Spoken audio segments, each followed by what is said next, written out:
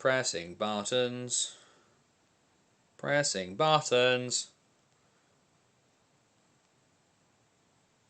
Hey, there we go. Oh, blimey, this is a lot closer than I thought it was. We're going to have to move everything, move the setup back just a smidgen. There we go. That's better. Just only realised when I pressed play just how close everything was. Let's just nudge that just a smidgen. Tear me out slightly at an angle. So there we go.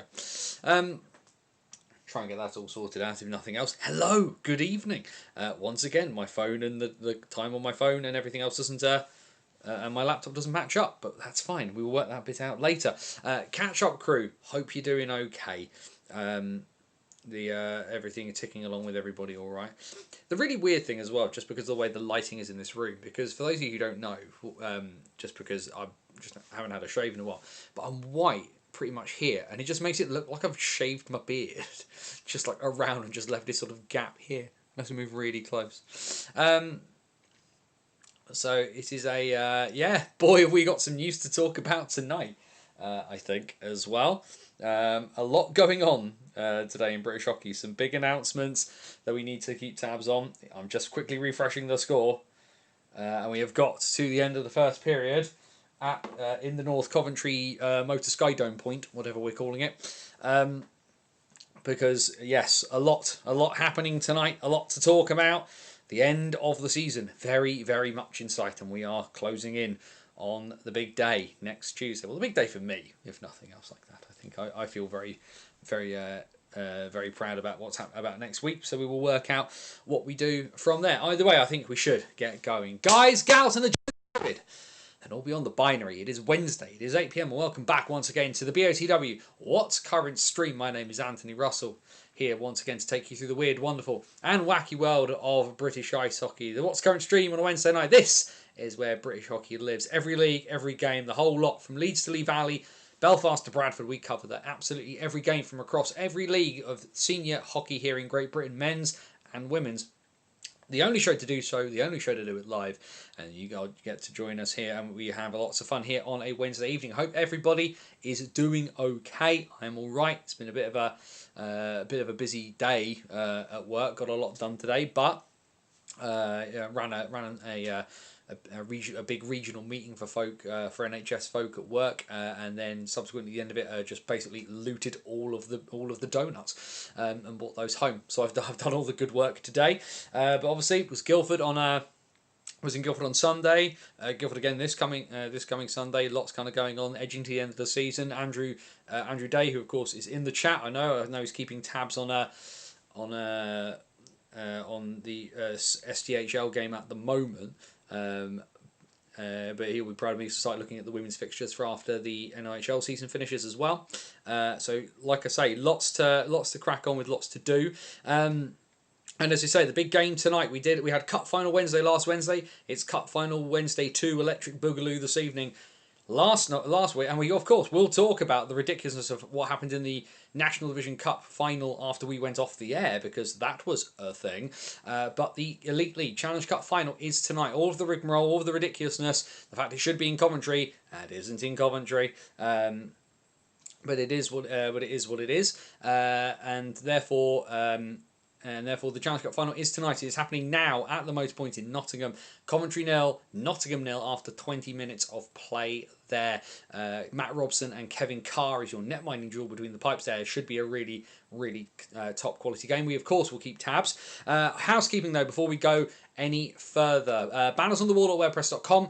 Your number one source for all things related to British hockey. Follow me on my commentary journey this season with our series In the Box Thinking, where you get some insight and analysis from high atop the Guildford spectrum, what it's like to commentate on the Elite League as I navigate this new journey, and then we break down every game that I have, every game that I commentate on from a more analytical standpoint. So of course, you have last Sunday's game between the Guildford Flames and the Dundee Stars. That is live on the website now for you to go and check out. And also the other big series that we do is Hockey Stories, long form, in-depth pieces of content where we tell the stories from people from across British hockey and the world, from the 19th century to the present day, behind the Iron Curtain, into war and beyond. New New Hockey Stories piece coming very, very soon. It will be a video interview. I'm interviewing these people next Tuesday. It is a subject very, very close within hockey to my heart. For those of you who know what the big things that I like when it comes to ice hockey, you will see this one coming a mile away when it finally comes out. But yes, I said next Tuesday because on the big day of the anniversary day. Still going to be working away like we usually do. But more hockey stories coming over the summer. I've got a few bits and pieces lined up, ready to go in terms of, like, the pre-production is done. Need to line up speaking to people for some pieces. But of course you can go, you can go and check out all of the latest pieces. The latest Hockey Stories piece, of course, is there. My interview with the star of Shawsey and former Edinburgh Capital, Brad Bonello, setting the tone, as it were, with one of the guys to appear in Shawsey and also play in the Shawsey Classic. His story about scoring at Scotiabank Arena, playing on a line with Jared Kieser, who plays Shawsey. Heck of a story. You have to listen to it. All the stories as well about his time in Edinburgh. Absolutely amazing. Do go check this out. You've got 14 years and 51 weeks worth of stuff over on bannersonthewall.wordpress.com.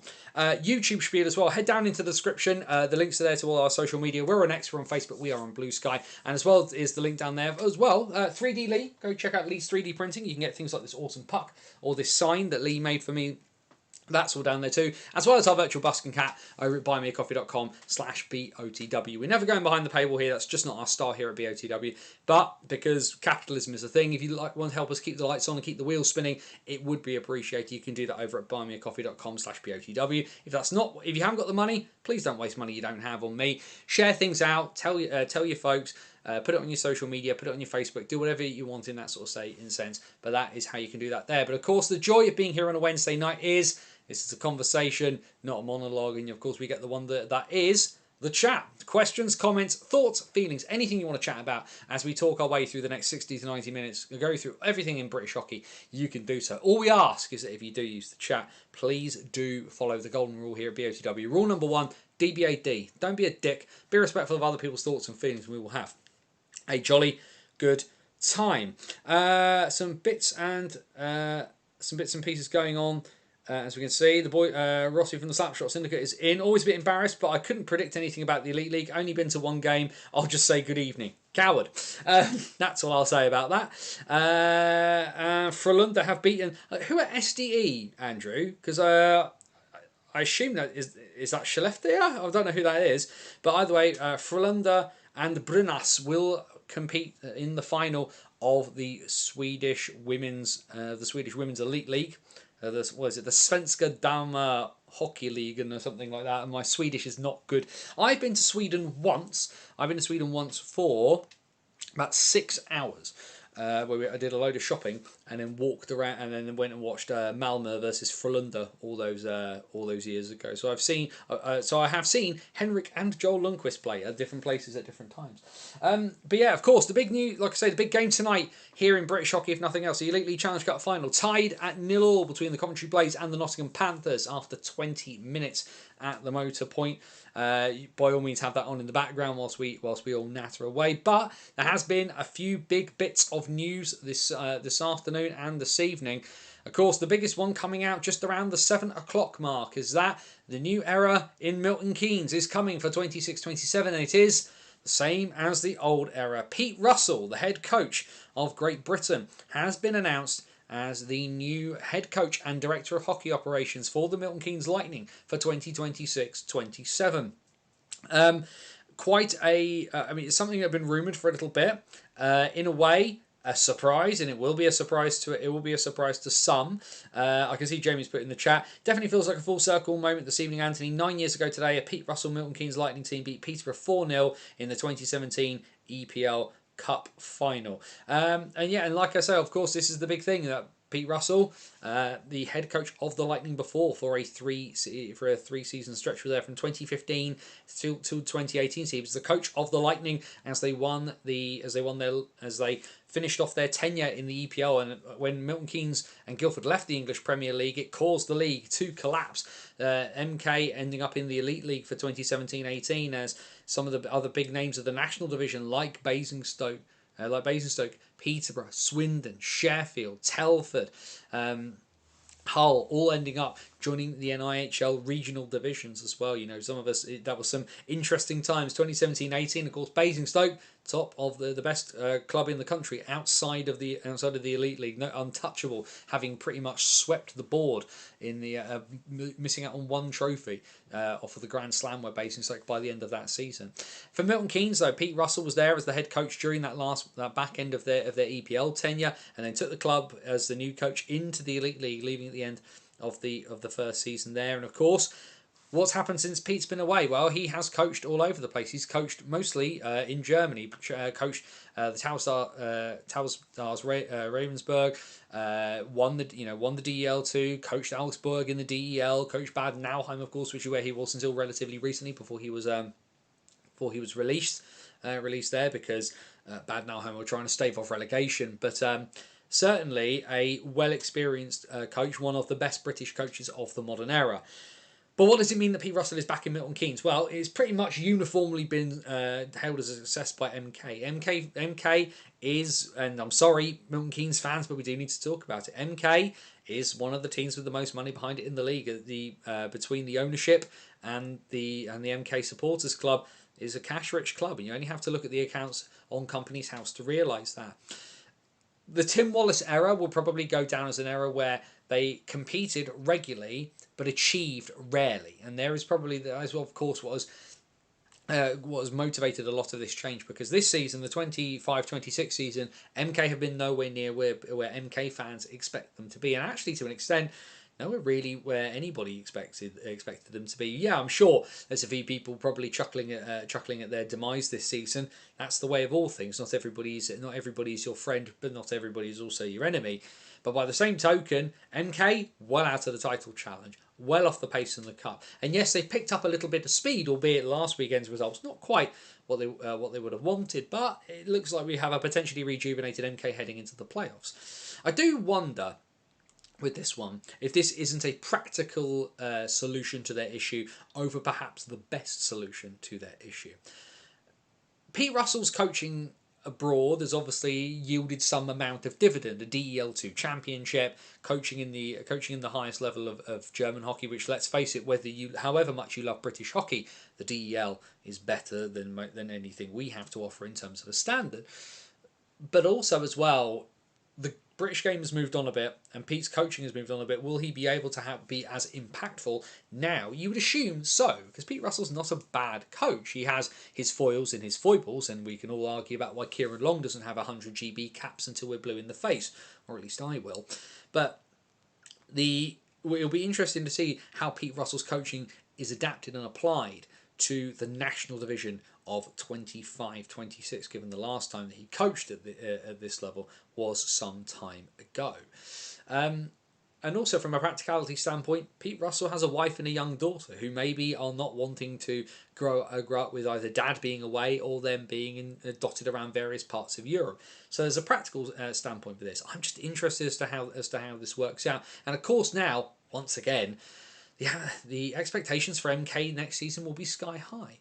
I do feel a little bit for Lewis Christie, because I think actually, maybe it is just a case of a new coach bounce, but in some ways he would have been the more ambitious hire, because giving the guy who literally would bleed for the club the head coaching reins for at least a full term would have been really interesting to see. Now, perhaps from a personal standpoint, he can't do that. I'm not saying you can't force a man to do a job if he's not in a place to do that. But I just wonder what could have happened here if, given the response that the players have had to Lewis Christie coaching, what he would be able to do given the full reign of what he wants to do. Now, that's not to say that other jobs won't pop up that Lewis can do or will do. Of course, we know, or whatever Tim Wallace potentially wants to do, and of course Joe Wilson. Joe Wilson's no slouch either, and there are jobs that are going to be opening up. Of course, we know the head coach's job at Chelmsford in South One is going to be opening, and it's going to be open soon when Cliff retires, and that one might be straight in Joe Wilson's pocket when it comes to it. But Yeah, this is an interesting one for MK, and I think a lot of people will expect a lot out of it straight away. And I think we need to see what and who he recruits, because I'd be interested to see on the turnover, because MK lost a few players in the summer of 2025 that they could not replace. They were just not going to be able to replace them. Needed to replace them in the aggregate and couldn't. And so I'm left wondering what happens. Of course, there will also be conversations. We know Mac Howlett is going to be around for a while. That's absolutely fine, as much as any contract is worth in British hockey. But Elliot Lewis is going to have eyes on him. You know, Guildford will be keeping tabs on him. Do they potentially pull a trigger and ask him to step up full time to the Elite League? We know that's the sort of move that Elliot Lewis would probably want to and can make. Do we? Do we see some of the other young sides? Does Sean Norris get called back to the Elite League and have another crack at the highest level? What happens from a net minding perspective? You know, Jordan Headley. Jordan Headley is a very, very capable netminder at this level. Will he get a call to go somewhere else? Will Curlin potentially get a starter's job somewhere down the track? There's a lot going on. I can see Lee's put in the chat there. At least you'll have more eyes on NIHL players for GB. I'd be interested as to whether that continues, to be perfectly honest. I know a few people have said to me this evening already, not any, people just sort of chatting, was like, will IHUK be okay with the head coach of GB also coaching full-time in the second tier? That's another question that's immediately up there. For me, I don't wonder if Great Britain, if we want to remain as this nation, even if we drop down into 1A from time to time, if we are not one of those nations where they want us to stay in that extended worlds group Venn diagram, whether we don't go for a coach that is solely focused on GB. Now, I'm not saying it's 100% nailed on, because of course we know that for a lot of world championships, a lot of nations don't do that, but some definitely do. And where as a program there is a real need to develop GB going forward, do you potentially, in a GB sense, kick Pete upstairs and make him head of national team development? And have him looking at the NIHL, because he'll be coaching in it week in, week out, feeding players towards somebody who can become head coach of GB and say, next European Cup of Nations, here's my list of guys from here that you need to go look at, and look at them this way. A bunch of things that we can talk about and we can mumble about until the cows come home. But of course, it does make Coventry very interesting now, should Milton Keynes make it. The other big news out of the NIHL today as well. Sorry, Elite League fans, we'll get on to the results from last weekend, but all the big news has pretty much come out of the league below, and that is the retirement of Sam Bullas, captain of the Swindon Wildcats. Will call time on his career at the end of the current campaign. Of course, all the talk from this season has been looking towards head player coach Aaron Nell hanging up the skates and moving full-time behind the bench for Swindon.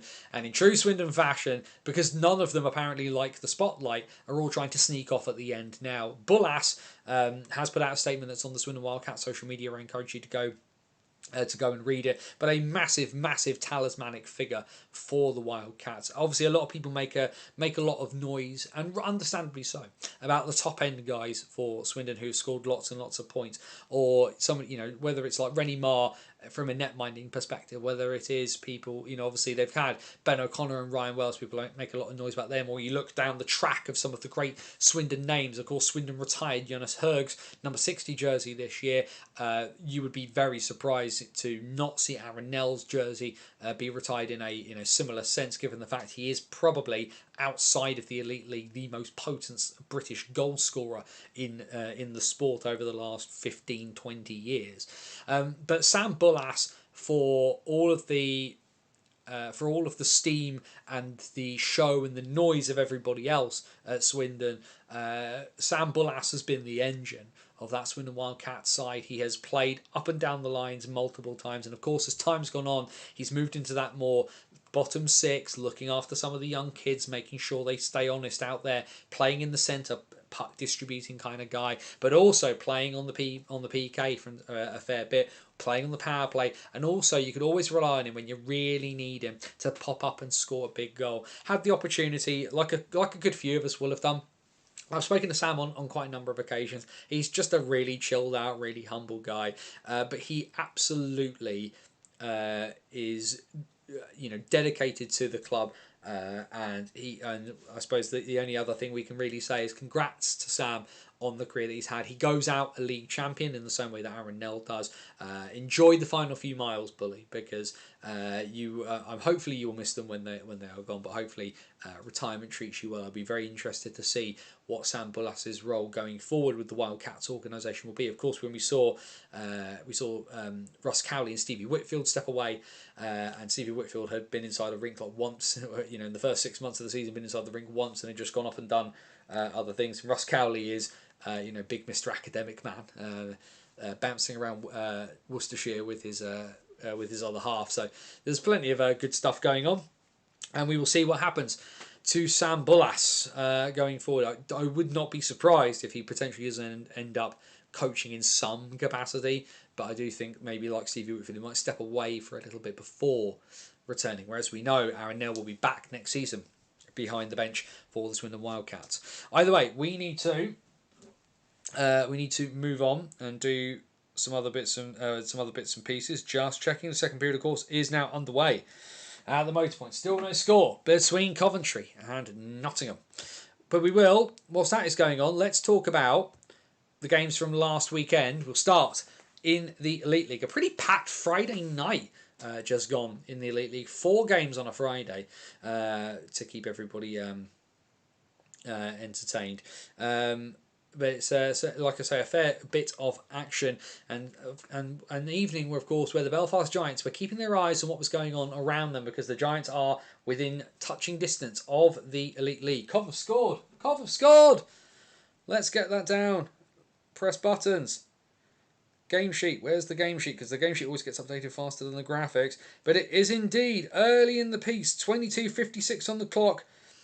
And Mike Pellick, the veteran, over 1,000 professional games, and it is Mike Pellick who has the Coventry Blaze in front in the Elite League Challenge Cup final by a goal to nil. And actually, as you can see there, Coventry had a pretty good Friday night as well, winning 2-1 away in a close, tight affair at the Storm Shelter. But for Belfast, it was keeping an eye on Nottingham and Cardiff. Now, Nottingham had Fife. Now, that was a relatively comfortable win for Danny Stewart's side, a 6-2 victory for them at home against the Flyers. But Cardiff slipping up away in Glasgow against the Clan, losing by 5-3.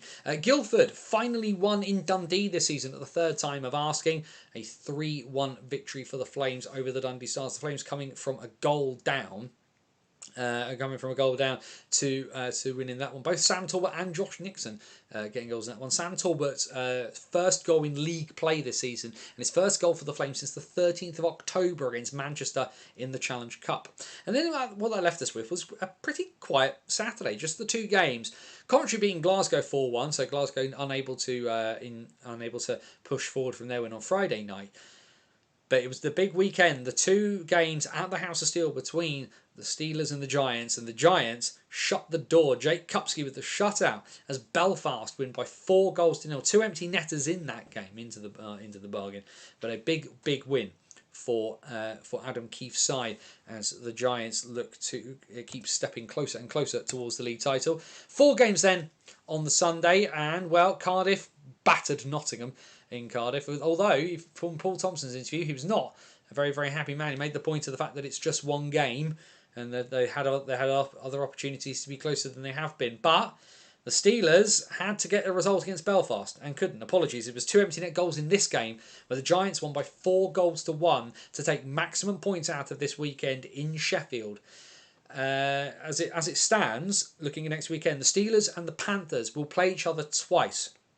If Nottingham drop 2 points, so basically if you get a Steelers and Panthers split across this weekend and Belfast pick up maximum points, the Belfast Giants will win the Elite League by Sunday night, is the way that it stands. But it requires Nottingham and Sheffield have to basically have a split. Nottingham have to lose a game in regulation and the Giants have to win both games this weekend to get them the Elite League title. Elsewhere on Sunday, Fife losing at home by 4-2 against Manchester. And then there is where I was on Sunday. You can check out the write-up over at bannersonthewall.wordpress.com. Guildford 4, Dundee 3. A game where the scoreline probably doesn't dictate just how close this was. Dundee played well. I should say. They are definitely you can see why Dundee are out of the plus from the way that they play, but they had some very good points. Their second line of Bowdens, Yamamoto, and Schoonberg, decent. Their fourth line of Morton Jurgens, Craig Garrigan, and Craig Moore, really, really good. Properly put a shift in. Did everything you can ask of a fourth line, bar scoring. The Flames, without Matt Alvaro, picked up an injury, is my understanding, on Friday night. And then on this one, it was a case of play professional, get the points, get out of Dodge. And that is what they have done. This was the fourth game in a row for the Flames against Scottish opposition. It does get a little bit tougher for them from here on out. So what it means is that as we have a quick look at the Elite League table, as we know, the playoffs already locked in. Dundee and Fife will be hitting the golf course in a couple of weeks' time. However, playoff positioning still very much not settled as of yet. There you can see there, the Giants, 46 games played, 74 points. Nottingham, 66 from 47. Steelers, it would take a minor miracle. Cardiff, an even bigger miracle at this stage. And it's basically the 6th to 8th bit. It isn't quite set in stone. Manchester with 2 games in hand over Guildford, but they will be against. There will be some tough games for Manchester down the stretch, and of course losing to Glasgow in this past run of games. The Flames in 6th place at the moment, staring down a matchup with the Sheffield Steelers, which doesn't suit them from the statistical point of view. They have not got many points against the Steelers this year. The Flames will be hoping for Nottingham to drop down. The Flames have a much better record against Danny Stewart's side than they do against Aaron Fox's. Coventry in 7th. They can't overtake the Flames for their game in hand. Glasgow in 8th as it stands at the moment. We then head into the upcoming weekend. No Friday night games in the Elite League this week. It is all Saturdays. And as we talked about, Steelers and Panthers, the main show. As everyone will be keeping an eye on the SSE as well between Belfast and Glasgow. Elsewhere, Coventry take on Fife at the Sky Dome. Manchester take on Guildford at the Storm Shelter. Cardiff take on Dundee. That was the first of 2 games at the Vindico this weekend between the Stars and the Devils.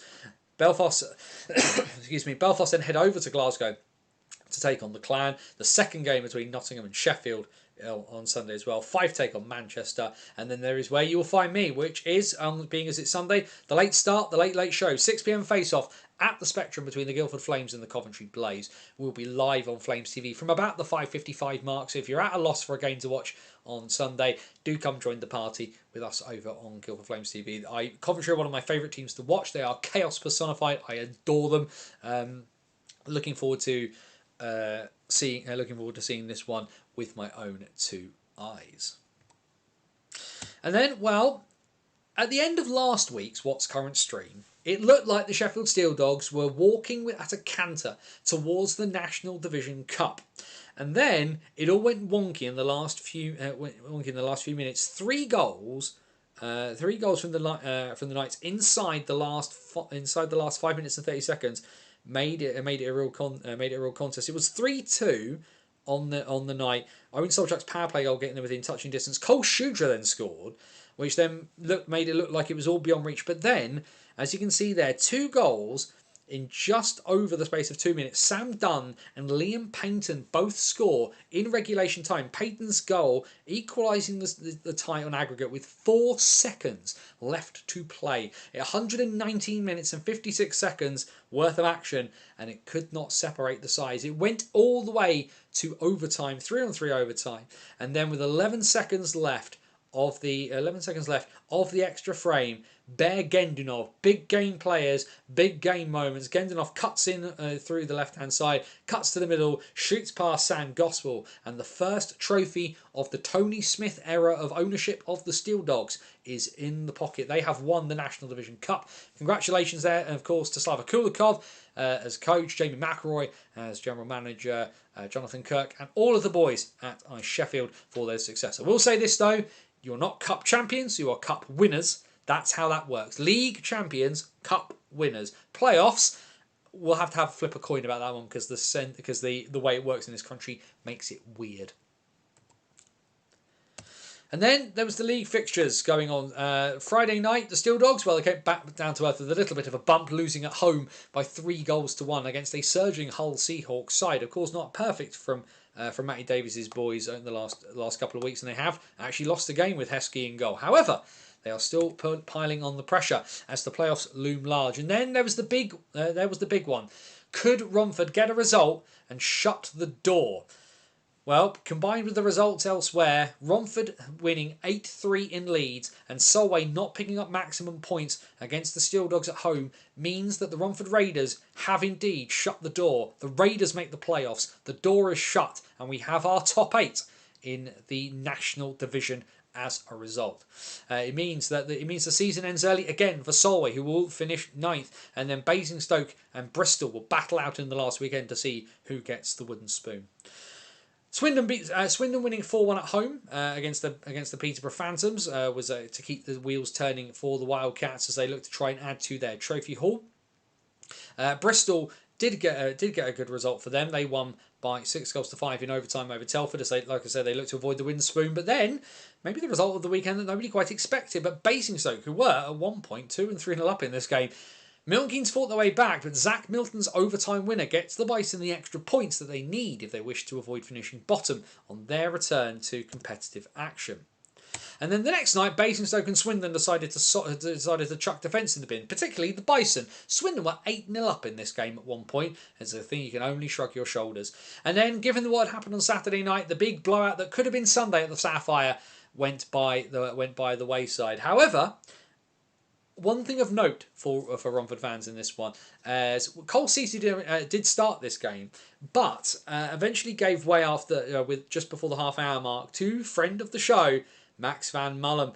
And because of the way the goals were scored in this game, Max picked up. Max is the netminder of record in this game. So congratulations to our boy Max. He has his first National Division win as a result of this game. Shout out as well to our boy Callum Hepburn in net for the Solway Sharks for this one too. Hull got the extra point in their overtime win over Bristol as the wheels just keep turning in the East Riding.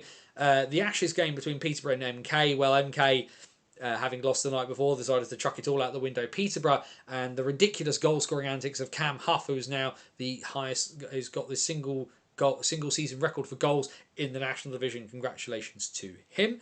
And then Leeds, well, they recovered from their bad loss the night before at home to beat Telford by 4-2 at over in Shropshire. And so there it is, the confirmation, the National Division playoffs as we head into the last weekend of the season are confirmed. Solway, Bristol and Basingstoke will all hit the golf course early. Romford have made it again into the playoffs under Sean Easton. We'll get confirmation of the playoff groups as they come. On that front, Max did a blinding job. Crowd cheered every save as they should do. And speaking of Max, let's have a look at the fixtures for this upcoming weekend. Of course, for those of you unfamiliar, Max does our graphics and will be doing as much as he can do before he heads off with the GB under-18s to Romania. One game this coming Friday night, the 20th of March. MK and Romford under the Friday night lights in the Thunderdome. And then on Saturday, Basingstoke look to close out bits and pieces for the season. They look to just try and finish as strong as they can at home against the Telford Tigers. Bristol take on Leeds down in the southwest. Peterborough versus Hull over in Cambridgeshire. Solway versus MK, which is a fun way for them to end the home stand for the regular season. And then league champs versus cup winners at the Link Centre on Saturday. First place second, Swindon versus Sheffield. And then on to Sunday, the last day of the regular season of the NIHL National Division. Hull versus Solway, Leeds versus Peterborough, Romford versus Swindon, Sheffield versus Basingstoke, Telford versus Bristol. We will see which team comes out, where we get our final playoff positions, which of course we will talk about next Wednesday night. And then we will of course see who picks up the wooden spoon into the bargain.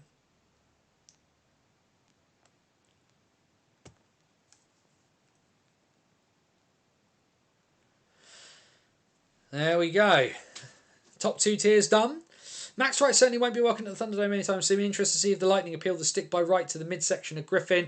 It's a 2-minute slash, Jamie. It's a 2-minute slash. And then Griffin's tried to throw a punch at him. It's nothing. It's a nothing incident that I think people are making far too much of. Should Max have stood his ground a bit more? Potentially. But also as well, the guy's got into his face and pushed him. He's pushed him back. And then he's given him a bit of a whack with a stick. People, it's a lot of noise over nothing. Having seen the right video, nothing worth appealing in my opinion. Not sure there's anything worth a suspension, and there's frankly no benefit to MK either. Yep, I would probably say the same. If somebody wants to take a receipt, then they absolutely can. That's within their right to do so. For me, it's a mountain out of a molehill job, to be honest. In my opinion, I think MK fans are making a bit too much of it. 30 or 40 minutes MKL took Peterborough on Sunday were from Spalafor and Forsberg, both over 100 minutes in the league. And I mean, yeah, it's obviously a bit of a tough one for MK. But if you're going to lose now. Get that out of your system. Hit the reset button, because this weekend guys are going to be sitting to avoid penalty point issues. We are fully into the end of term. Is the only thing to say on this one. Really interested to see what happens, because if I'm Basingstoke and Bristol, I'm going hammer and tongs this weekend. I don't want any team to finish last. If I'm one of those things, and as a Bison fan, I don't want to see Basingstoke finishing last. Albeit, as I said, mulligan season. Does the ship float? And next year we sail her and see what we do from there. But like I say, will be an interesting one this weekend as to see who plays, what minutes get done. I think this is a chance for a few things to be tried and tested from all sides. But of course, playoff positions not 100% set in stone in some quarters. But yeah, you want to make sure that you're good and going, but you also don't want to give away the farm with the milk. I think is the other thing as well to say there. So we will see what happens next weekend, and then of course the joy of the National Division playoffs. So for those of you not familiar who might be watching, the National Division playoffs is not like it is in the Elite League. It's not quarterfinals and then a finals weekend. You have 2 groups of 4, home and away against everybody else. Top 2 from each group qualify for the National Division playoff final weekend, which is a month from today. Just double checking what we've got. No penalties, and still 1-0 to the Coventry Blaze as it stands in the Elite League Challenge Cup final. Just having a look at other bits and pieces, because there's, like I say, we could just kind of chat away at leisure. We'll talk about it now before we get too close to the end. Before we talk about NHL Divisions 1 and 2, before we talk about the SNL and the WNIHL. Next week, my plan, for the most part, because next week, for those of you who have not been paying attention or live under a rock, Banners on the Wall's 15th birthday is next Tuesday. We will be live. The stream will be on next Wednesday night, 8 p.m, like we usually do, the BOTW birthday party stream. However, we will not be doing our usual format. We will have a look at some of the results, but my plan is to just get friends on, get friends of the show on, do bits and pieces, and then and just have a kind of a chat through hockey, through what's going on.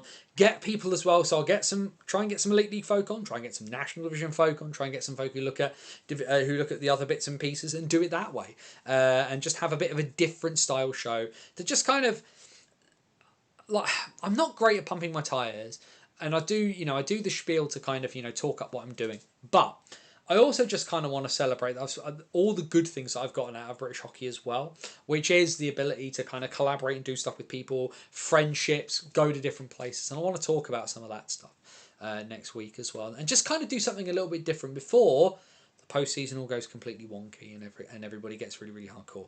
Lewis Grant, not a new person to the chat, I think. How many weekends of playoffs is there, Lewis? There is, officially, from the National Division perspective, there is 4, because you'll have 3 weekends of games in the group stages, followed by the playoff weekend itself, which is, as I said, it's about a month's time now in Coventry. So from a National Division perspective, there are 4 weekends of playoffs. From NIHL Divisions 1 and 2, as well as the Elite League, you effectively have 2 weekends. Elite League has 2 weekends. It is 3 weekends officially for Divisions 1 and Division 2, because, of course, you'll have quarterfinals, you'll have your semi-finals, and then your playoff finals weekends for Division 1 and 2, Steel City Showdown, which will be the 11th and 12th of April, so the weekend before the Elite League and the National Division weekend. Should be an absolute cracker up in Sheffield. Get your tickets if you haven't already.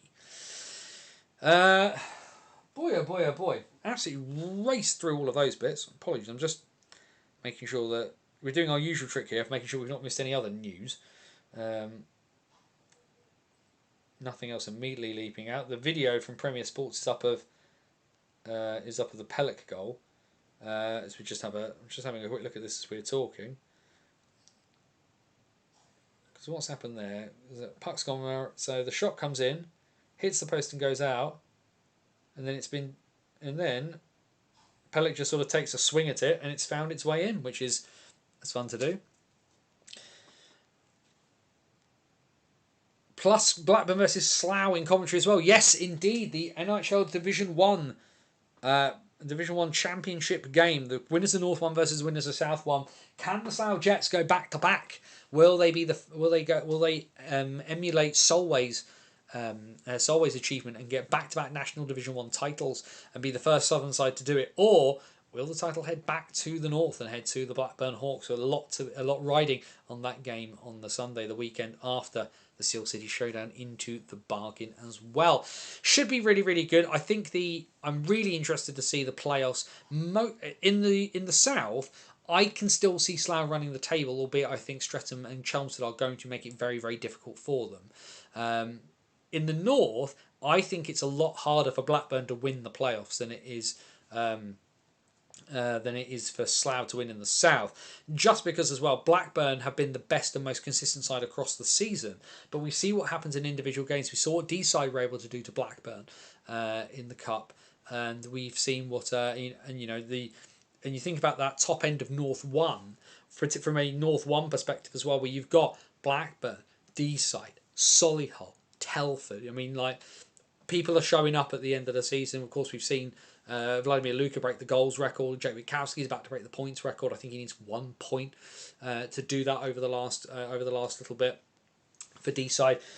So we could be heading into that game in Coventry where potentially neither side has won their respective playoffs, but one of them will come out of that weekend being able to call themselves the national champion of Division 1, which is going to be interesting semantics if nothing else. But what's British hockey if not confusing and amusing all in one go? In the south though, that should be a fun one as well. Like I say, there's a big game coming up in South 2 this weekend, which we'll touch on. We have a goal. And the Nottingham Panthers are back on level terms. Mitch Fossier has equalised. Fossier from Tetlow is a hell of a line on a goal. Not one you'd be expecting on that one. But either way, 34-31. So just over 5 minutes left of the second period. And the scores are level at the motor point. As Mitch Fossier cancels out Mike Pellick's goal. We are all square once again. Right, what we will do, let's click that button there and let's have a look at NHL Division 1. We'll start as we usually do in the north, and sorry Luca, we have to start with them. We have to start with the first because they're top of the list, unfortunately, mate. But a 5-0 victory for the Hull Jets at the world's most versatile arena. They beat the Widnes Wild comfortably. A hat-trick for Kieran Beach in this one. Scott Morris and Ian Kerman with the other goals for the Jets. In this one, as we scroll down, so we can see a 27-shot shutout for Dan Crow, as Luca, God bless his little heart, friend of the show, makes 48 saves on that one, as Widnes will make the playoff, going to make the playoffs, but would hope to get some better form going into this one. And then there's whatever this was, as both Vladimir Luka and Jay Witkowski just decide to throw all caution to win. Neither side bothers defending, and we get 15 goals. But D-side do manage to get the victory in this one by 9-6, and some crowd trouble as well at one point during this game that the Tigers had to come out and make a statement about.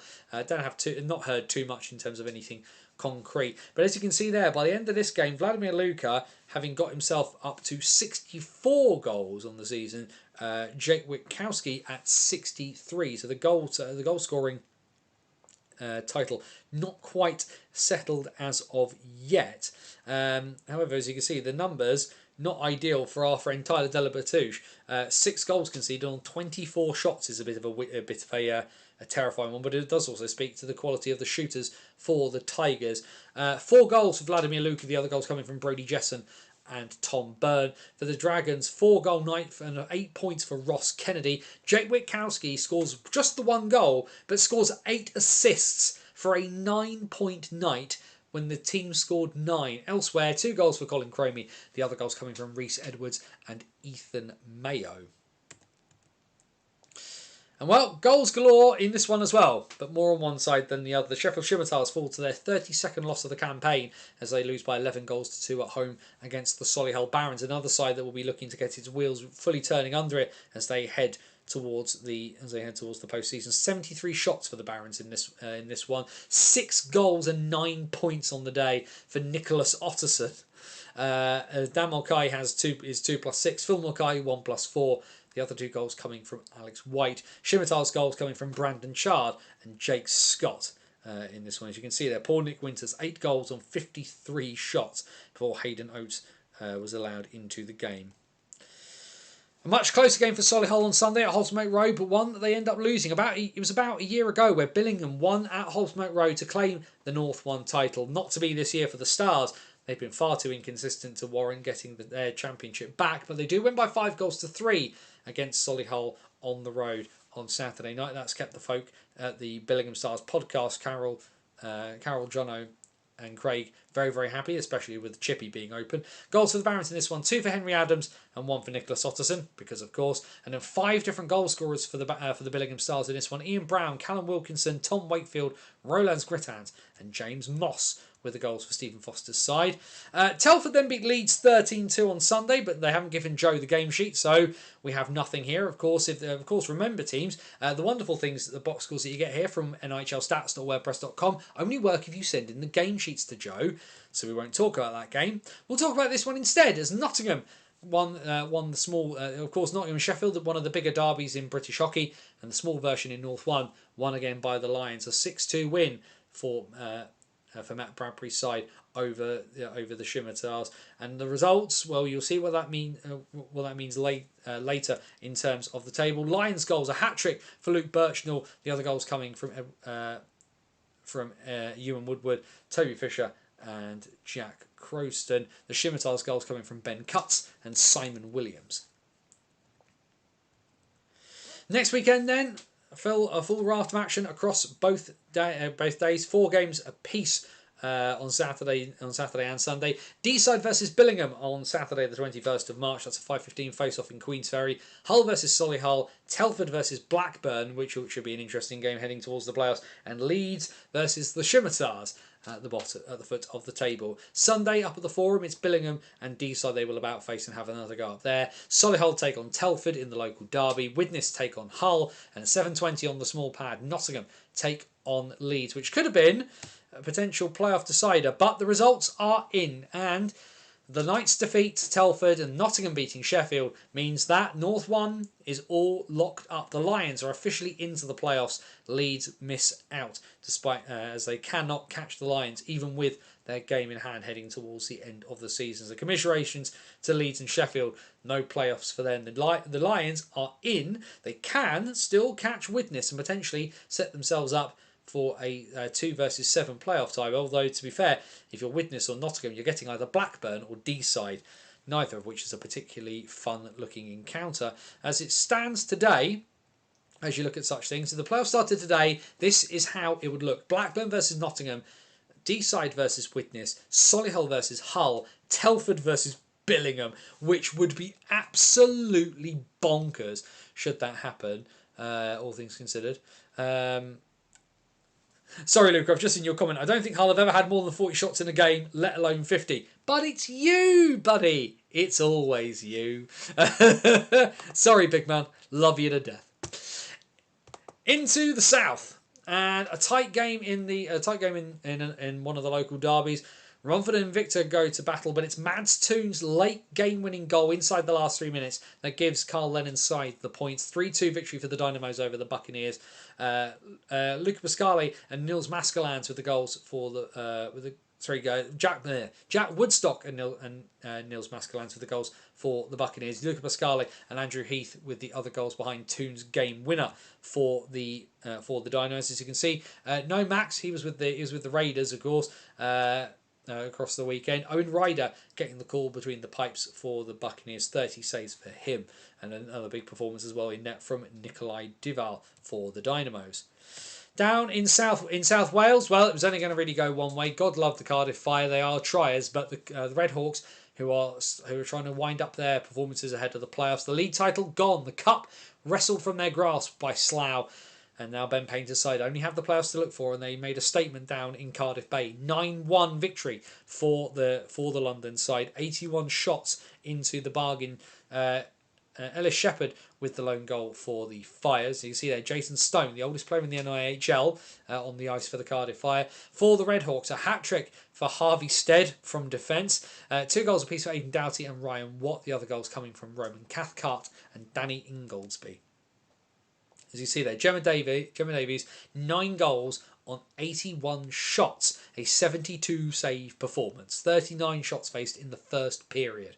And then on Sunday, Invicta and Romford about faced and headed into Kent for another go around, but another 3 points on the board for the Dynamos as they win by 2-1. The late winner this time coming from Harrison Prentice after Cam Pywell and Nils Maskelyne had cancelled each other out with goals in this one. And Owen Ryder this time facing off against Brad Windibank. Brad Windibank only facing 18 shots across 59-47 of game time. It's been a tough year for the Solent Devils with injuries, and it was a tough night as well over at the Riverside. A 7-3 victory for Chelmsford over the Solent Devils as the Chieftains look to try and wrap up second place in the league as well. Solent just looking to try and stay healthy enough to be able to compete when it comes to the playoffs. Goals for the Devils, 2 for Josh Martin and 1 for Cam Buckle. For the Chieftains, 2 goals apiece for Tom Saw and Grant Bartlett. The other goal scorers, Ewan Morrison, Regan O'Neill and Sasha Maltsev. And then maximum on the weekend as well for the Redhawks, having won down in South Wales. They had the team from the southwest on the high road on Sunday, a 5-1 victory for Ben Painter's side over Swindon Wildcats 2. It was tied at 1 apiece after 5 minutes and 28 seconds as Danny Ingoldsby and Jake Williams cancelled each other out. Ingoldsby, though, finishing off his hat-trick. The other goals coming from Aidan Doughty and Ziggy Beasley to give the Redhawks a comfortable victory. Not many games this weekend in South 1. The battle of all things devilly and fiery on Saturday afternoon in Gosport. 5 p.m. for Solent versus Cardiff. 6:30 p.m. at the Hangar for the Jets versus Wildcats 2. Sunday, Chelmsford and Slough will meet and butt heads ahead of any potential playoff meeting. And on the high road, Streatham versus Solent. As we look at the table, it will finish things off. Cardiff, as we can see there, bottom. They will be locked in for a playoff encounter with the Slough Jets. Results, of course, will decide who finishes second, who finishes third. Because as we look at the playoff table, if things started today, because of course we don't know who's finishing where. Invicta could face Solent, they could face Swindon. Romford are definitely going to be 7th, but they will face either Chelmsford or Streatham regardless, and then we will see who finishes 3rd and 6th. That tie is not all the way locked in, but Slough and Cardiff will definitely meet at the Hangar and the Vindico to decide who makes it through into one of the semi-finals. End of second at the Motor Point between Coventry and Nottingham. Yes, it's end of the second period in Coventry. That goal for the Panthers now reads Fossier from Tetlow from Brian Lemos. So shout out to Brian Lemos for chiselling an assist on that one. Just going to click a button here just to make sure I've got that sorted out for momentarily for when I need it in a minute. Into North 2 and the champs keeping on with their winning ways. A tight game all in all, but one that the Sutton Sting managed out pretty professionally. They beat the Kingston Sharks by 3-1. Morgan Glasby, Connor Medley and Adam Brooks-Smith with the goals for the league champions. Grant Cook with the lone goal for the Sharks, his second of the campaign. As you see there though, the Sting out shooting the Sharks 49-20 across the game. Another solid performance in net for Sam Bolwell for the Sting. And, well, the Hockey Ham Challenge Cup champions couldn't get the job done on home ice on Saturday, having won at the Forum last week. The Aces couldn't do so at the Storm Shelter against the Coventry NIHL Blaze. 4-2, the Blaze get the victory in that one. Altrincham goals from Max Sullivan and Dylan Harcourt. Goals for the Coventry Blaze in this one from Arthur Brooks, Ollie Dixon, Ollie Harris, and then a late goal inside the last minute from Ethan Wheeldon to put the goal to bed. And then Well, maybe they are fallible after all. Sutton and Altrincham decided to have a shootout at Ice Sheffield. And Altrincham, who've started to pick up a little bit of pace, yes, they lost on Saturday, but they have been on a relatively decent-ish run, and they get an 8-5 victory out of the league champions on the Sunday up at Ice Sheffield. Pretty close contest all in all, and Sutton didn't go quietly into the night, but they just didn't have enough on the day to beat the Aces. A hat trick for Morgan Glasby for the Sting. The other goals coming from Ryan Apsley and Joe Colton. For the Aces, 2 goals apiece for Dylan Harcourt and Malachi Budd. The other goals coming from Josh Mills, Ronnie Grimes, James Aldred and Ollie Gotts.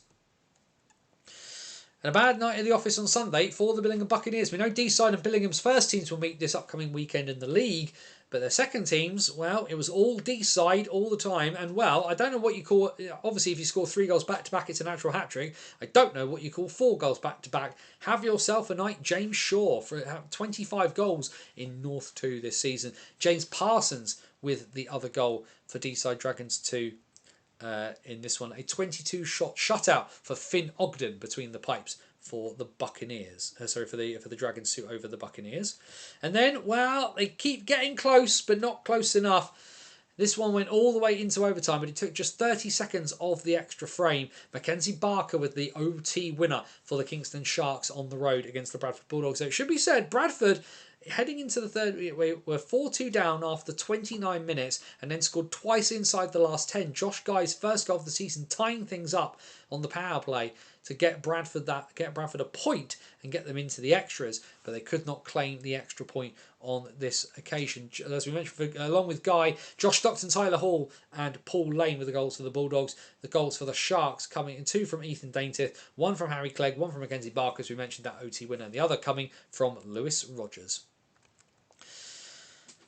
The Coventry Blaze could not maximise their weekend, having won on the road. They then lose at home to the Sheffield Titans, the team that have been pushing Sutton all the way and will be looking to make a statement come playoff time in the next couple of weeks. Coventry 2-0 up inside 8 minutes before 5 unanswered goals from the Titans sunk their chances. Jamie Lewis and Harrison Sumner had the Blaze in front, but then goals from Sam Parkin, Josh Rawsthorne, Harry Illingworth, Tom Humphreys and Lewis Swaffield were enough to get the Titans the victory. A pretty solid response to going 2-0 down from the Sheffield side. Not many games this weekend in North 2, just the one game on Saturday. That's Sheffield Titans versus Kingston Sharks at Ice Sheffield. 2 games on Sunday. Technically one is a Challenge Cup game, albeit Altrincham have already won it. They will travel to the Skydome to take on the Coventry Blaze. The one game in the league is Dragons 2 versus Bradford. As we look at the table, because of course it wasn't set in stone, and now as you can see, yes, they are still below them, but that point for Bradford, massive for them, and they need a result this upcoming weekend, because they are now level on points with Nottingham Lions 2. Everybody else is in the playoffs in North 2. It is between Nottingham and Bradford for that last spot, and Bradford only need a point to send the Lions into the off season early. If we look at the playoffs, there's a few teams locked into their positions. In fact, most of the games are locked in. It's just that 8th spot. Sutton await their opponents. Billingham will take on Altrincham. That should be a cracking quarter-final tie. Sheffield versus Kingston. Coventry versus Deeside 2. And then South 2, more goals in a game that was massively delayed. It was meant to face off at 5 o'clock and didn't end up facing off till nearly 7 due to an issue with the ice at Gosport. But they got there in the end, and Milton Keynes made Solent pay for delaying them and getting home. A 10-4 victory for the Thunder, and the Devils officially out of playoff contention as a result.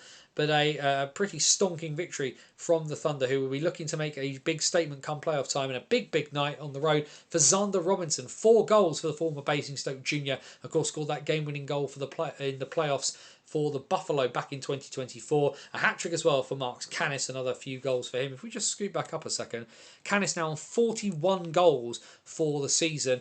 2 for Hayden Hagar, 1 for Ryan, 1 for the Thunder. Goals for the Junior Devils, 2 from Charlie Wedge. The other goals coming from Trey Meacham and Leo Harris.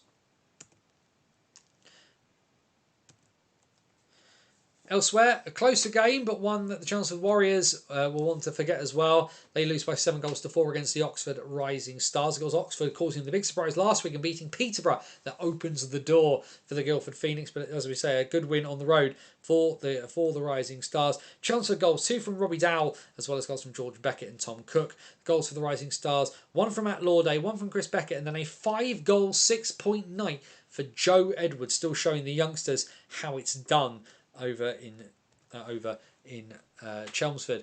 The final of the Eddie Josephs Memorial Cup went all the way to the shootout. Peterborough and Haringey went toe-to-toe for 65 minutes and change, but James White with the all-important penalty shot past Petr Cech means that Peterborough's Grand Slam is still on. The South 2 Cup in their pocket, and now the Eddie Joseph Memorial Cup into the bargain. A great occasion over at the Lee Valley Ice Centre. The Phantoms will take that extra bit of silverware back to Peterborough.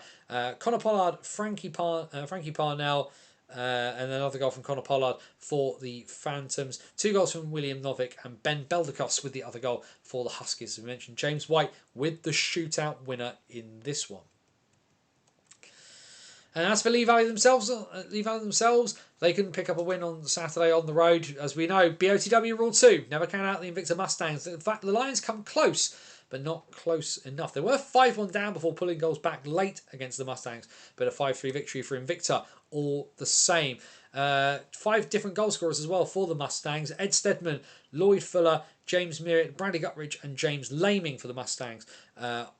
Antonio Espinoza, Kobe Grinnell Park and Ollie Davies with the goals for the Lions. We should say as well, congratulations on his final league game of the regular season. Calling time at the end of the season is Mustangs captain, number 11, Kevin Lake. If you've not seen the video of them all celebrating the great bald man himself, do go check that out. It's very, very funny. Congratulations to Kev on a superb period of service for hockey in Gillingham. And then Haringey overcame the disappointment of Saturday night by getting some important league points on the board on Sunday. A 2-1 victory, leaving it late, but finishing great. Carl Etowazim, the man of the hour for the Huskies, that having been 1-0 down inside 8 minutes. Josh Hodge with the Bristol goal, and then it took them until the 56th minute to get on level terms, and then 2 goals in just under 2 minutes from Etowazim gets the Huskies the extra points. Another tight game at the Thunderdome, and one that went into the extras, but Carter Lloyd's overtime winning goal for the Cardiff Canucks gets them the extra point over the MK Thunder. Another 2 goals on the weekend for Xander Robinson. Josh Blackwood with the other Thunder goal.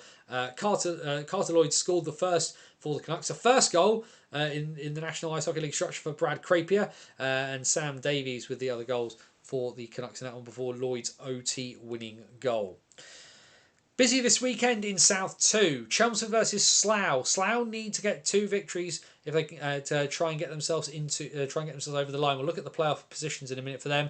Haringey versus Cardiff. Lee Valley versus Invicta. But the big game is this coming Saturday at the Spectrum.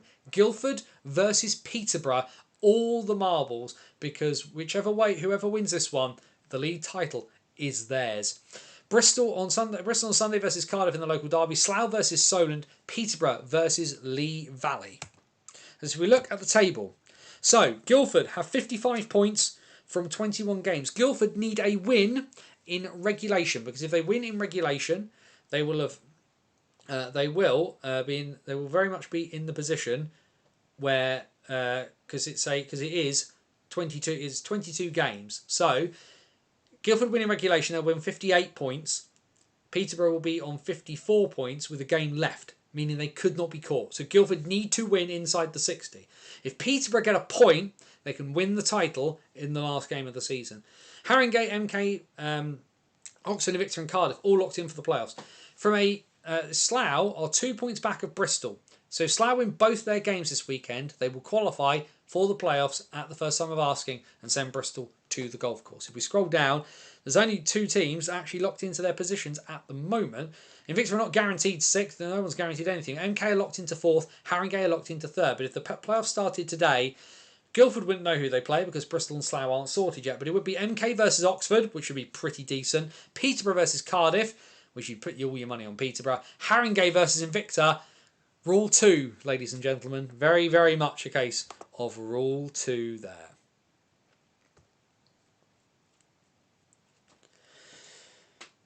Well, there we go. The NIHL done and dusted. The final pieces are falling into place when it comes to the NIHL. Massive game on Saturday for the Guildford Phoenix and the Peterborough Phantoms.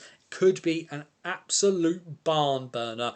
Really looking forward to seeing what we get out of that one. But pretty much depending on the results. Like I say, Guildford need a win in regulation on home ice to try and retain their league title. Peterborough could potentially run the table and win the lot. We could be looking at a grand slam from Peterborough if they can find a way to do it in what is more than likely to be their last season at South 2 level. They were going to step up last summer, have announced that they couldn't do it, and were announcing their intentions to try and do it again. We will obviously see if that comes to pass, but certainly a lot to be said for. And of course, certainly South 1 would benefit from another team. Potentially could end up with a 10-team league if Oxford can find a way to get the City Stars back up and running.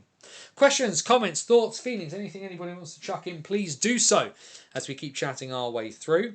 The third period... Is the third period underway? He says, flicking through the things. Not yet is the answer to that one. There was, he says, trying to dig it out very, very quickly. There was a little bit of IHF news that had come out in the last day or so, which is that a couple of the IHF World Championships are likely to be moved because they were due to be held. Certainly, Division 2A was the big one that was causing an issue for a lot of people because the Division 2A World Championships are due to be held in the UAE. As you can imagine right now, a tough one. So Division 2A is due to be UAE, Croatia, Serbia, Belgium, Australia and Georgia is what that is due to be. Reportedly, Georgia have stepped in to say they can try and host 2A. Georgia have never hosted a IHF international tournament before. So it'll be interesting to see what happens for that one. The bigger one, I say the bigger one, but the one that is more likely to be cancelled is the Division 4 World Championships, due to be held in Kuwait City between the 12th and the 18th of April. This was due to feature Kuwait, Singapore, Armenia, Indonesia, Malaysia, and Iran. Could be a tough one. That could be a tough one. It should be said, though, Mongolia got promoted into Division 3B, but Division 4 World, if they find a way to host them, Division 4 World is brilliant, is literally brilliant. Also as well, if you're on Instagram, hockey.worldwide. Hockey.worldwide is a really, really good, really solid follow. P.S. One of the big things that sort of came out of there is that a Russian naturalized Indonesian, Yevgeny Nurislamov, has sort of been speaking to the Russian news agency TASS. The tournament could still be in Kuwait, but could be moved to May. Is one of the things that's been potentially discussed, waiting for the situation to die down. But like I say, hockey.worldwide. Hockey.worldwide is a really, really good, interesting source for some of the more obscure bits of hockey knowledge that you can pick up as you're floating around doing bits and pieces. Just having a squiz, nothing else there. Although I was going to say, a Frolander tweet popped up. It's Andrew. It's Andrew telling us what's going on. Such is the way of things. Right, back to what is going on. We need to have a look at our friends in the Scottish National League because, of course, things still going on there. 3 games on Saturday from the SNL. No big surprises in terms of the scorelines. Certainly from the top and the bottom there. Comfortable win for Paisley away at North Ayr. 8-3 win for the Pirates on the road against the Wild. Aberdeen win at home by 8-2 against Kilmarnock. A tight one at Hillheads on Saturday. Yes, Whitley played at home on a Saturday, but win by 3-2 against the Kirkcaldy Kestrels. And then into Sunday, the two sides at the bottom end of the playoffs not able to make much in the way of ground. A comfortable win for the Rockets at home against North Ayr, 9-1 victory for Dundee in that one, and Paisley winning at home by 8-3 against the Solway Solway SNL Sharks. Which means that the table, thanks again as always to Connor at SNL Ice Hockey Updates for all the wonderful graphics and letting us use them across the season. But it's still the way that this upcoming weekend, Paisley's home game in Edinburgh against the Capitals. The Caps need a point to claim the Scottish National League title as it stands. Whitley, Dundee, Paisley, Kirkcaldy, Aberdeen, Solway, North Ayr. Well, they're all in the playoffs. Our friends from Kilmarnock now have crossed the threshold. A goal difference of minus 302. 30 games up, 30 games lost. The other thing as well is that we have had the confirmation Saturday, the 11th of April, at the Fife Ice Arena, a neutral venue, who'd have thunk it, for the Scottish Cup final between the Edinburgh Capitals and the Whitley Warriors. Whitley's first venture into Scottish hockey, and they have made a cup final at the first time of asking. There will be part of the women's playoffs as well. The Scottish National Women's League playoffs will be held before this at Fife. It is a 7 p.m. face-off at the Fife Ice Arena for Edinburgh and Whitley. If you're in the neighbourhood, do go check that out. And then with the men done, let's have a look at the fantastic work in the WNIHL as we start, as we always do, in the Elite League with the Queen Bees and the Solihull Vixens. Big thanks as ever to Andrew Day for the help with the stats and the bits and pieces like that for the WNIHL. And as you can see, the title race takes a step in the direction of the Queen Bees. A 6-3 victory over Solihull. Ellie Wallace with 2 goals, as well as goals for Abby Sylvester, Viv McGee, Abigail Stewart and Lily Endicott. Peyton Fincher, Jodie Olsen-Smith and Lydia Lutwich on the board for the Vixens in this one. And the table, which means the table as it stands, the Queen Bees have a 4-point lead over the Vixens with a game in hand.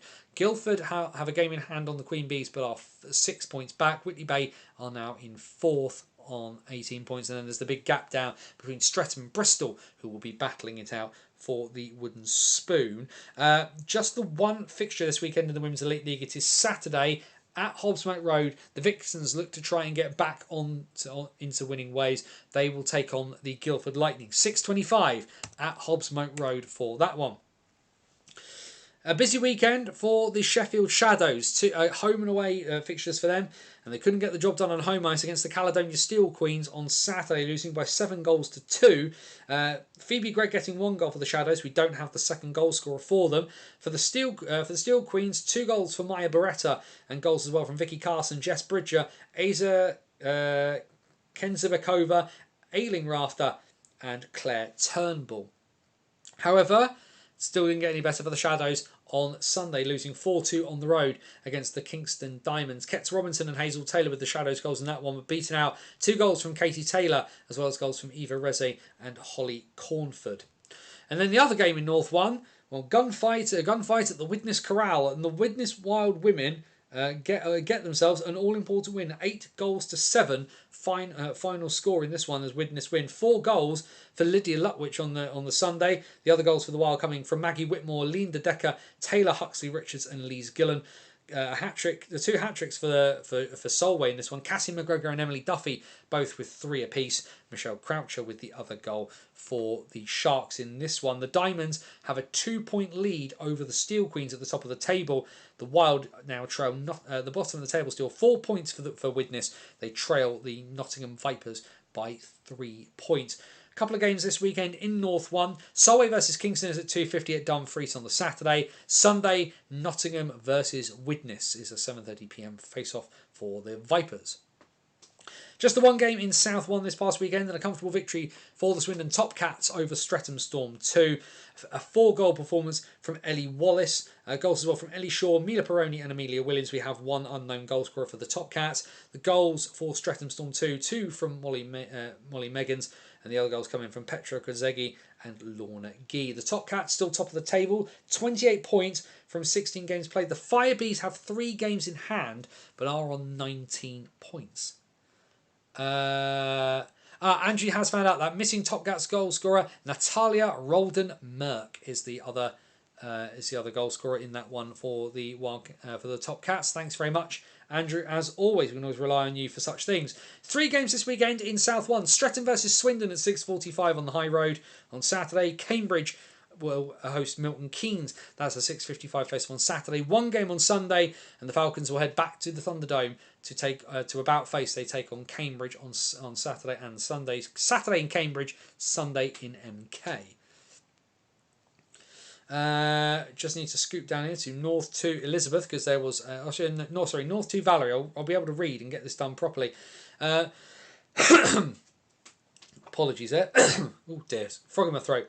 Blackburn 1, Kingston Diamonds 3. Sorry, Kingston Diamonds 2-7 in North Valerie. We don't have the Blackburn Hawks goal scorer, but another hat trick for Eva Reze for the Diamonds. Carla Clark, Lois Tomlinson, Jess Hacking, and Isabella Oswin with the other goals for Kingston Diamonds 2.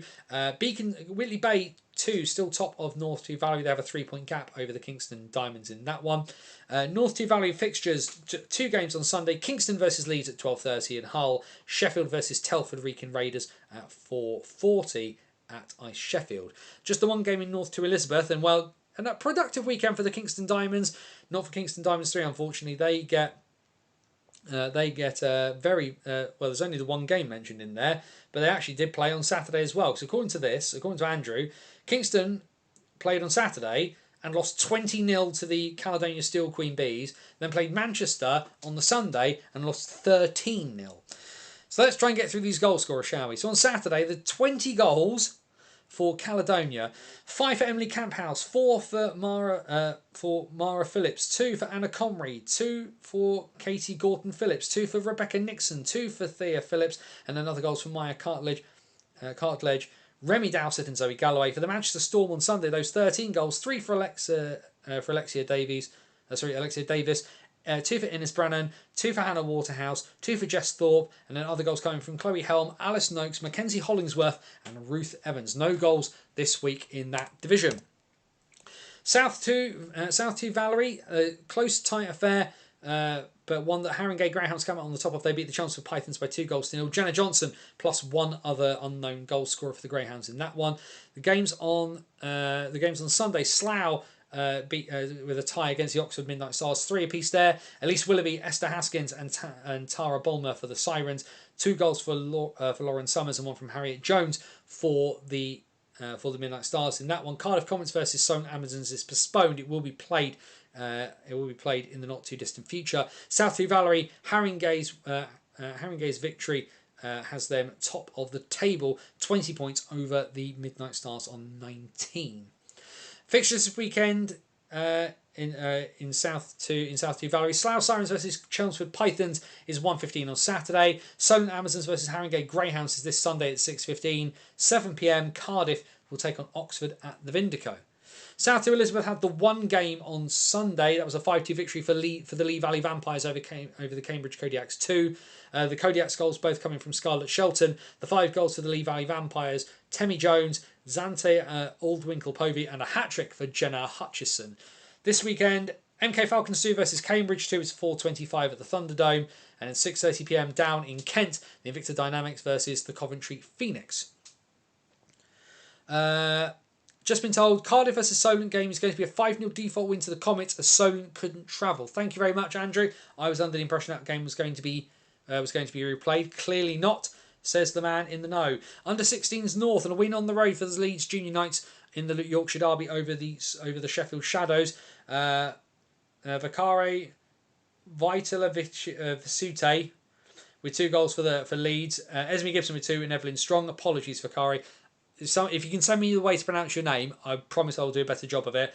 Sheffield Shadows goals: 2 from Matilda Rayner, the other coming from Madison Rose Walker. And then a comfortable victory for Manchester on the Sunday. They beat Kingston by 12-2. We don't have the Diamonds goal scorers. We do have the Manchester Storm goal scorers. Emmy Kadarainen with 5 goals on the day, the sister of Noah.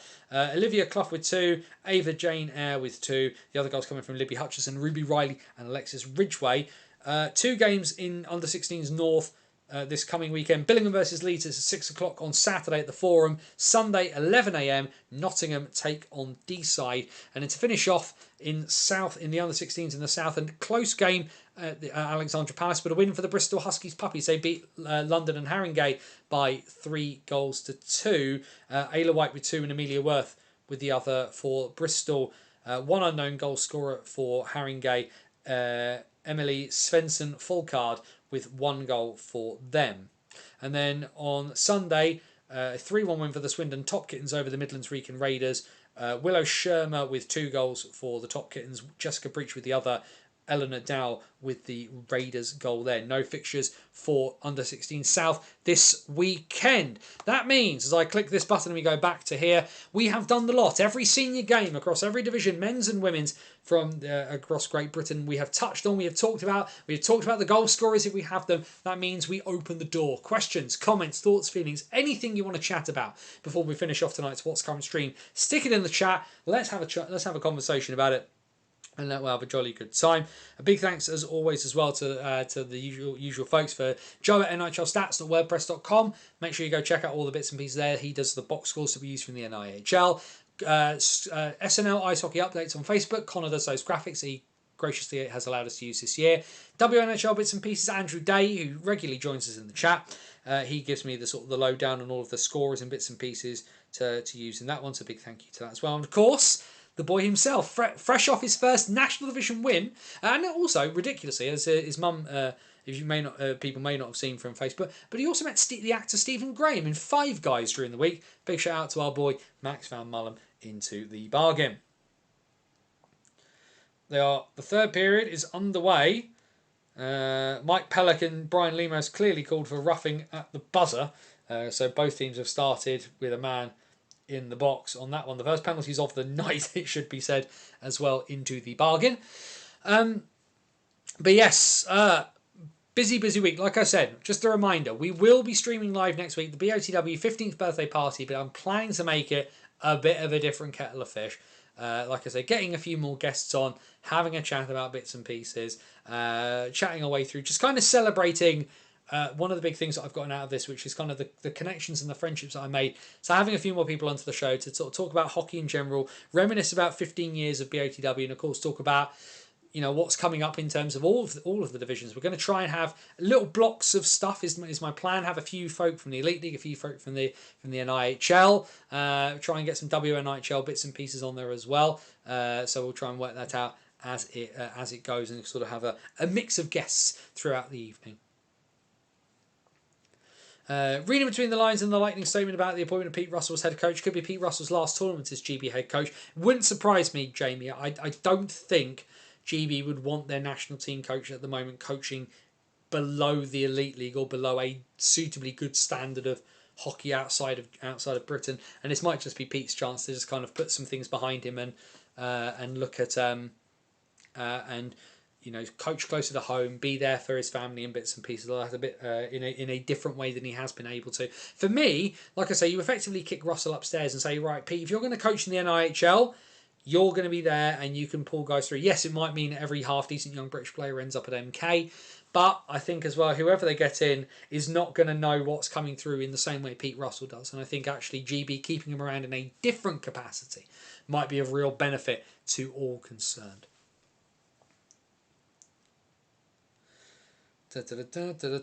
Nothing else in the immediacy.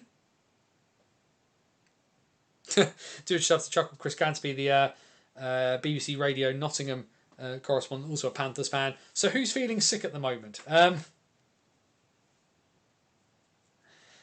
Which, you know, I'm sure it's a very, very nervy time for all concerned.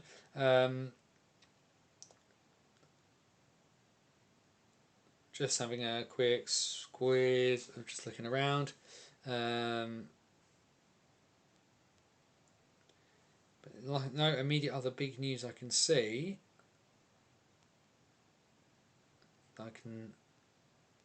No other big news immediately leaping out. Just everybody sort of talking about the. But yeah, certainly a lot of bits going on. Yeah, which I am interested by as well. Jack Hughes having contacted the Hockey Hall of Fame asking for his Olympic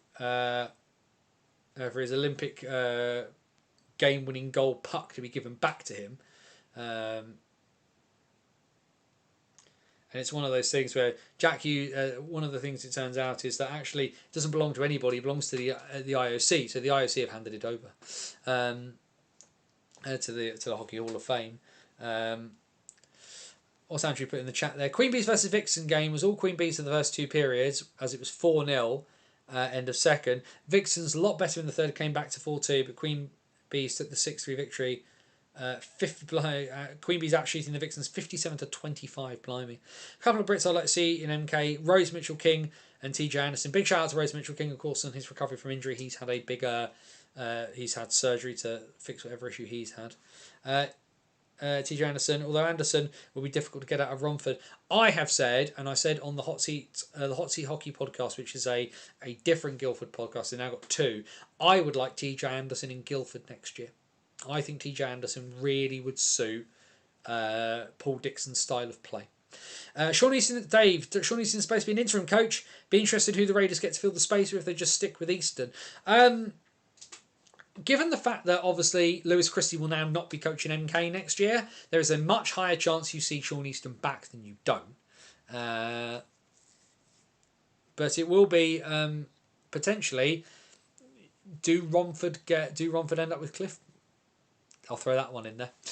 Also looking forward to this weekend. 3 Kodiaks games to watch, 2 on Sunday in MK. It should be a really, really good one. A good weekend for you, Dave. Plenty of hockey to watch into the bargain. I'm looking at what women's games I can get to. I want to try and get across to Gosport for a women's game before the end of the season. There is one I've sort of marked. I need to just double check I can do it without getting into too much trouble because I do want to get across. I've not been to a women's game at Gosport. I've done the Devils. I've done the Junior Devils. I haven't done the Amazons yet. So I'd like to get across and see them if I can. I think it'd be a lot of fun. Also, because Gosport's a nice, easy drive from my house. There's a Starbucks next to the rink. It's it's obviously Starbucks. It's not great coffee, but it's better than rink coffee. Or I might just go sit in the Sailmaker for a bit and just have a chat with some people. Panthers 2-1 in front. We click the buttons on my phone. We have a second goal for the Nottingham Panthers, and they lead in the cup final. Jakob Stridsberg, the former Coventry Blaze man himself, has put the Panthers 2-1 to the good in the Challenge Cup final. A big blow for Coventry there, but can the Blaze? They have some time to try and find a response here. 46-35, the time of that goal from Stridsberg. Not down and out yet are the Coventry Blaze. There is still time for them to craft something. And as we learned from the cup final last week in the National Division, anything can happen in the next half hour. A proper Stingray moment there from all folk concerned. Oh, dearie me. That was a big breath. So yes, this weekend for me, I am finishing off writing the 15th anniversary piece for BOTW. Like I said, I'll be interviewing on the day, on the anniversary date itself, for a new Hockey Stories, because, like I say, it's one of those pieces I wanted to do. We finally managed to make it work, so I'm really, really happy about that. And we will figure out how that one goes. That one will come out, because the anniversary piece will come out during the day of the anniversary itself, and then the Hockey Stories will come out later on in the week, because I will have a in the box syncing to do as well into the bargain. Guildford versus Coventry. I love watching Coventry. Vastly entertaining team. They're really, really excited. They're really, really fun to watch. So I'm looking forward to having an opportunity to call one of their games again. Not long left, of course, of this first season as a full-time commentator in the Elite League, and it's been I'll probably reminisce about it's been fun. I will reminisce about it a bit more and kind of go more in depth after the season is finished, because like I say, when the Elite League season finishes, I am not done yet. Hoping to get to a Thunder playoff game. I hope they beat Oxford or Invicta so that we can have a rare day where the Thunder and Lightning play at home on the same day on Easter Saturday. Should be very, very interesting. Like I say, the Thunder. I mean, you're here pretty much every week, Jamie. You know as well as all of us do. Really took MK a really, really long time to get their feet underneath them in South 2 level. But once it's clicked for them, Marks Canis, 41 goals. If he can find a way to keep it going during the playoffs and not get shut down by teams, MK are a dark horse for the playoffs in South 2. Can they run the table? Because obviously we know how good Peterborough are. Peterborough have ridiculous depth at this level. But it's just one game. It's just a game. If MK in their first season of South 2 can find a way to get themselves to Sheffield, it's a success for me. I think it's already a success making the playoffs in the way they have done. Certainly, like I said, the second half of the season, they have been just absolutely rocketing their way through. And I think, like I said, I think it's been a good year for Will Fry and the Thunder. And I think we can see why the drop to South 2 was the right thing for the club. I'm just fascinated to see what they can do during the playoffs. I think out of the two of those, Oxford feels like a better match for them, but both Oxford and Invicta are both, it's not a good, there's no good match up there for MK. But I think there's, like I said, there's a lot of hockey left to be played. So let's let things sit as they do, and we will just enjoy watching all the madness. But yes, Hockey Day in MK, if you could do the Thunder, and the Lightning on both days, that would be pretty impressive, all things considered. I think that'd be a lot of fun.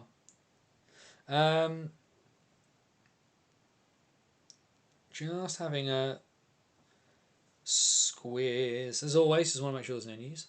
And Thunder have already won at Breton so far this season. They have indeed, of course. The Phantoms 2 have only lost to two teams, which are Milton Keynes and Oxford, all things considered.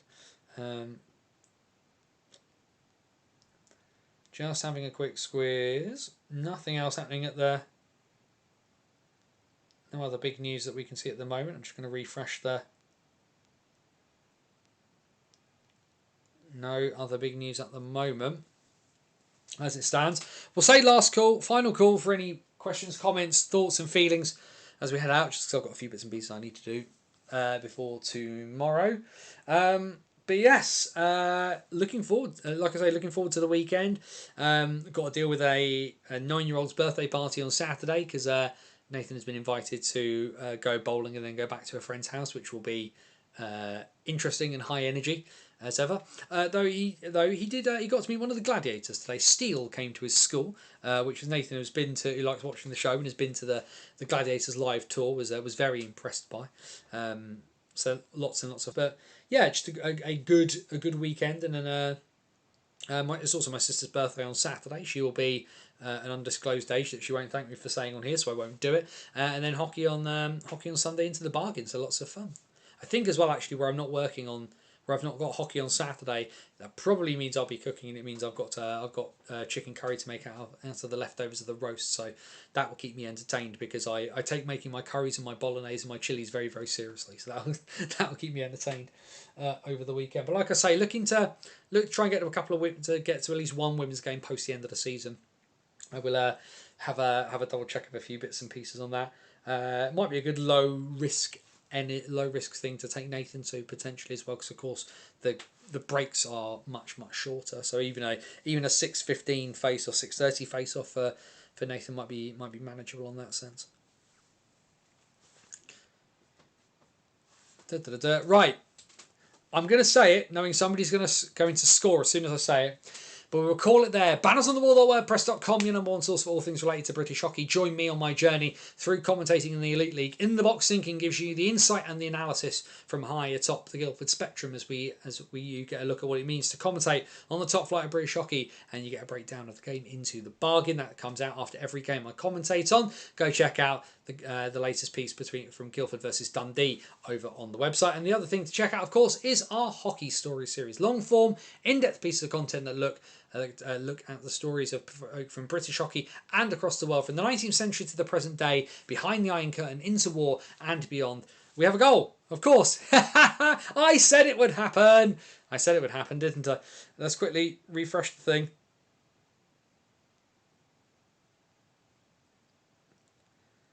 Nothing happened as of yet. Dave's gone goal. You sod. There's that. Well played. But yeah, so Hockey Stories, the latest piece you can check out, of course, Setting the Tone with Brad Bonello, star of Shawsey and former Edinburgh Capital, played against Sidney Crosby and Juniors. Just a bunch of different stuff going on. Plenty to check out there as well. Go if you've enjoyed Luca in the chat, go read my piece that I did with him and Tyler Delabatouche. There's plenty of stuff there. Like I say, 14 and nearly 15 years worth of stuff to check out over on the website, bannersonthewall.wordpress.com. Go down into the description. You can find the links to all of our social media. We're on X. We're on Facebook. We're on Blue Sky. There is the link, of course, to our virtual busking hat over at buymeacoffee.com/BOTW. If you want to help keep the lights on and keep the wheels spinning, if you chuck a few quid in the pot, it's always appreciated. It all goes back into running the show and running the bits and pieces I do. We're never going behind a paywall. Like I say, it's all entirely voluntary. Buymeacoffee.com/BOTW. Always appreciated if you do. If you can't afford it, don't spend money on me you don't have. Share stuff out on your social media. Put it on your X, put it on your Facebook, put it on your Instagram, put it on wherever, and just spread the love. And then of course that's the great bit, is that we are here Wednesday nights 8 p.m. to take you through everything that happened in British hockey across the last week. Every game, every league, because this is where British hockey lives, on a Wednesday night here on the BOTW What's Current stream. I've been writing the 15th anniversary piece, and I must confess I got a bit stuck because I wasn't quite sure what to say at one point. So I'm letting it brew for a bit. But before we get too much into reminiscing and talking too much about anything into next week, because like I say, next week is going to be a different show. To all, you won't be to all. We did talk about it. Dave, screw you. We have 2 apiece, and it is a power play goal for the Coventry Blaze. Elijah Barriga from Grayson Constable ties it. Mike Pellick. Well, it doesn't say that on the game sheet. It